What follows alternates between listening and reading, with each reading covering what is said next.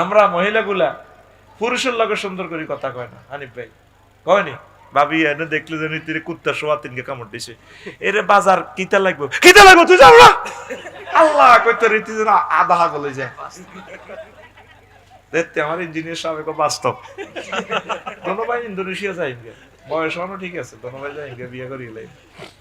এরপরে কিন্তু একই ব্যক্তি বসুরহাট শক মার্কেটে যায়, মাইজদি শক মার্কেটে যাইতে কত সুন্দর করে কথা কয়, কাপড় দোয়ানো যাইয়ে সালাম দেয়, নিজের জামাই গারে কোনোদিন সালাম দেয় না। আসসালামু আলাইকুম ভাইয়া এলেন বুঝি, ভাইয়ারে সালাম দে, আসসালামু আলাইকুম ভাইয়া কেমন আছেন।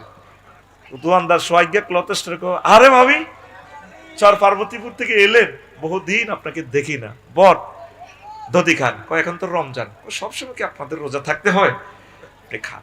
এতে কি সুন্দর দধি খাবার। মা বোনেরা বসুরহাট হাসপাতাল যাবো, এতে হাজিয়ারি যায়, বাইতিতে অন্যের লাইনই চলে, আস্থা খবিষ্টির মতো চলে। এরকম সিটিং মহিলা মহিলা হ্যান্ডেলে নাই রে আছে, কিনলে তাদের বদনামি করস, তোর মা তোর বোন তোর হুক্কু তোর মাইয়া সিটিং কইস বলে নাই নাই রে আছে।